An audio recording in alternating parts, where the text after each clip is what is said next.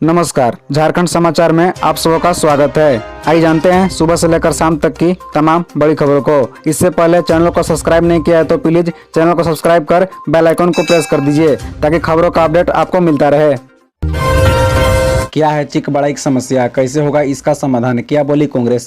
दरअसल आपको बता दें कि रांची के संगम गार्डन सभागार में चिक बड़ाई के समाज के तत्वावधान में मिलन समारोह का आयोजन किया गया। समारोह में कांग्रेस विधायक दल के नेता व ग्रामीण विकास मंत्री आलमगीर आलम ने कहा कि झारखंड सरकार चिक बड़ाई सहित सभी जनजातीय समुदाय की कठिनाइयों को दूर करने और उन सभी को उसका अधिकार दिलाने के पक्ष में हर तरीके से गंभीर है। चिक बड़ाई समाज की सभी समस्याओं का समाधान किया जाएगा। विशेष रूप से जाति प्रमाण पत्र निर्गत करने में आ रही विभिन्न तरह की कठिनाइयों को दूर करने के लिए अविलंब प्रशासनिक निर्देश जारी किया जाएगा, क्योंकि बिना जाति प्रमाण पत्र के न तो समुदाय को आरक्षण का लाभ मिल पा रहा है और न ही विद्यालय में नामांकन हो पा रहा है। वे इस संदर्भ में मुख्यमंत्री से बात करेंगे और अविलंब संबंधित प्रशासनिक आदेश जारी किया जाएगा। कांग्रेस पार्टी हमेशा से देश के सभी लोगों को उसका अधिकार दिलाने के प्रति समर्पित है। इस मामले में हमेशा से उपेक्षित और वंचित अनुसूचित जनजाति के प्रत्येक समुदाय को कांग्रेस देश की मुख्य धारा में लाना चाहती है।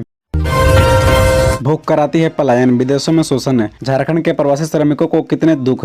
दरअसल बता दें कि कोरोना काल की घटनाएं आपको याद होगी, जब श्रमिकों को देश और दूसरे राज्यों से झारखंड वापसी के लिए सैकड़ों मील पैदल चलना पड़ा। सरकार को भी उन्हें लाने के लिए काफी जद्दोजहद करनी पड़ी। तब मजदूरों को पलायन रोकने के लिए कई वादे व घोषणाएं हुई, लेकिन कोरोना काल के 2 साल बाद भी स्थिति में बहुत बड़ा बदलाव नहीं आया है। सुबह में मजदूरों का पलायन आज भी बड़ी समस्या है। झारखंड के मजदूर रोजी रोटी के लिए अब बड़ी तादाद में विदेशों की ओर रुख कर रहे हैं। बावजूद इसके इनकी समस्या कम नहीं हो रही है। समय पर न तो उन्हें मानदेय मिल रहा है और न ही स्वास्थ्य समेत अन्य सुविधाएं। झारखंड सरकार के श्रम विभाग और फिया फाउंडेशन द्वारा संचालित राज्य प्रवासी नियंत्रण कक्ष के आंकड़ों के अनुसार बीते 3 साल में विदेशों में रह रहे झारखंड के मजदूरों से संबंधित 1557 शिकायतें आई है। विभाग के अनुसार मजदूरों के परिजन भी इस तरह की शिकायतें दर्ज करा रहे हैं।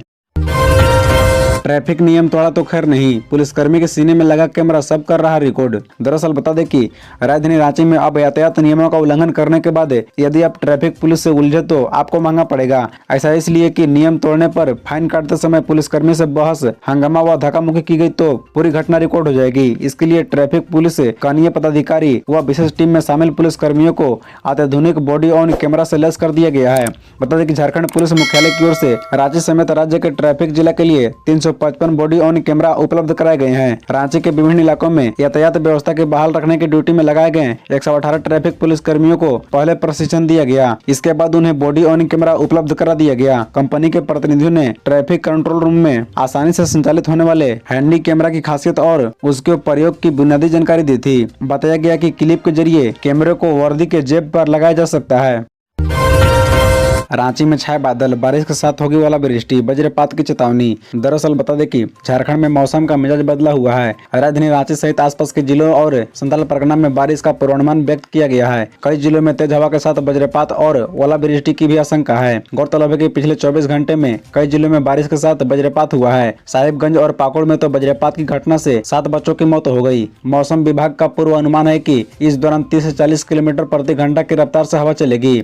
मौसम वैज्ञानिक केंद्र रांची ने राजधानी सहित आसपास के जिलों में वज्रपात और ओलावृष्टि की आशंका व्यक्त की है। मौसम विभाग का पूर्वानुमान है कि तेज हवा के साथ ओलावृष्टि होगी, जिसमें छतों, छापरों, वाहनों सहित अन्य संपत्तियों को नुकसान हो सकता है। ओलावृष्टि की वजह से फसलों को नुकसान होने की भी आशंका है। मौसम विभाग ने अलर्ट जारी करते हुए कहा कि बारिश और वज्रपात के समय इलेक्ट्रॉनिक उपकरणों का इस्तेमाल करने से बचे, स्मार्टफोन या लैंडलाइन का इस्तेमाल न करे, पेड़ के नीचे जाने से बचे, बिजली के उपकरण जैसे हाई टेंशन तार और ट्रांसफार्मर के सामने खड़ा न हो। आईपीएस अमित लोढ़ा के विषय में झारखंड से मांगी गई यह जानकारी, जाने पूरा मामला। दरअसल बता दें कि खाकी the Bihar chapter fame IPS Amit Lodha पर चल रहे भ्रष्टाचार के केस में बिहार के स्पेशल विजिलेंस यूनिट ने रांची पुलिस की मदद मांगी है। एसीबी के डीएसपी चंद्रभूषण ने इस संबंध में रांची एसएसपी को पत्र भेजा है। उन्होंने लिखा कि अमित लोढ़ा जब रांची के एसएसपी थे उस दौरान उनके विषय में पूरी जानकारी चाहिए। मसलन लोढ़ा को रांची में तैनाती के वक्त कितनी सैलरी थी, इस दौरान सैलरी डिडक्शन कितना था, उन पर लोन था या नहीं, अगर लोन की जानकारी दी थी तो इसका विवरण मांगा गया है। कहा गया है कि जांच के दौरान रांची में बतौर एसएसपी रहते हुए लोढ़ा के विषय में यह जानकारी जरूरी है। 1998 बैच के IPS लोढ़ा ने करियर की शुरुआत रांची से की थी। वह रांची में SSP रहे थे। बिहार SCB अमित लोढ़ा के खिलाफ भ्रष्टाचार से जुड़े मामले की जांच कर रही है। लोढ़ा पर 7 दिसंबर 2022 को SCB में केस दर्ज किया गया था। यह केस PC एक्ट और IPC की धाराओं में दर्ज हुआ था। बता दें कि अमित लोढ़ा पर आरोप है कि सरकारी सेवक रहते हुए भ्रष्टाचार एवं निजी स्वार्थ लाभ में वित्तीय अनियमितता की। झारखंड में बनकर तैयार हुआ देश का सबसे बड़ा हाईकोर्ट भवन न्यू ग्रीन कैंपस की ये हैं खूबियां। दरअसल आपको बता दें कि झारखंड हाईकोर्ट का नया भवन देश भर में अद्भुत व अनोखा होगा। झारखंड का न्यू ग्रीन बिल्डिंग 72 एकड़ में फैली हुई है। यह सुप्रीम कोर्ट से लगभग 3.5 गुना बड़ी है। सुप्रीम कोर्ट का मुख्य भवन लगभग 17 एकड़ में फैला है। हाईकोर्ट का नए भवन का शिलान्यास सुप्रीम कोर्ट के तत्कालीन चीफ जस्टिस अल्तमश कबीर ने 9 फरवरी 2013 को किया था, लेकिन बिल्डिंग का निर्माण 18 जनवरी 2015 को शुरू किया गया। लगभग 600 करोड़ की लागत से 8 वर्षों में हाईकोर्ट का नया भवन तैयार हुआ है। हाईकोर्ट की न्यू ग्रीन बिल्डिंग का कंस्ट्रक्शन एरिया लगभग 14 लाख वर्ग फीट है। बताया जाता है कि ग्रीष्मकाल के बाद नई बिल्डिंग में हाईकोर्ट का कार्य शुरू होने की संभावना है। झारखंड हाईकोर्ट का वर्तमान मुख्य न्यायाधीश संजय कुमार मिश्र लगातार चल रहे कार्यों की मॉनिटरिंग कर रहे हैं। बिल्डिंग के अंदरूनी हिस्से में बिजली वायरिंग, फायर फाइटिंग, पानी के कनेक्शन आदि कार्य पूरे हो चुके हैं। सोलर पैनल भी लगाया गया है। इससे 2 मेगावाट बिजली का उत्पादन होगा। वहीं बिजली आपूर्ति के लिए एक अलग सब स्टेशन बनाया गया है। अब मंत्री बनना पर सरजू ने लगाया यह आरोप। बाबूलाल ने भी कार्रवाई की मांग। दरअसल आपको बता दें कि झारखंड की सियासत में पिछले कुछ दिनों में क्या क्या नहीं देखा है। मामला स्वास्थ्य मंत्री बन्ना गुप्ता के अश्लील वीडियो से शुरू हुआ और DNA मांग से होता हुआ अवैध हथियार तक आ पहुंचा।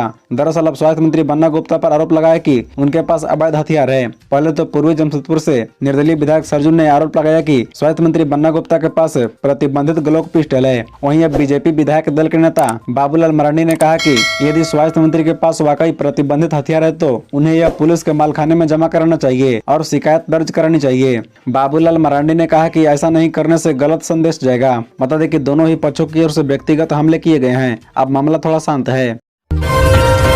भूमि घोटाला केस में डिप्टी रजिस्ट्रार वैभव मणि त्रिपाठी से पूछताछ आज पहुंचे ED ऑफिस। बता दें कि रांची में सेना भूमि घोटाला केस में डिप्टी रजिस्ट्रार वैभव मणि त्रिपाठी से आज पूछताछ होगी। तय समय अनुसार वैभव मणि त्रिपाठी 10:40 पर ED कार्यालय पहुंचे। उन्हें प्रवर्तन निदेशालय ने समन भेजकर 1 मई को पूछताछ के लिए तलब किया था।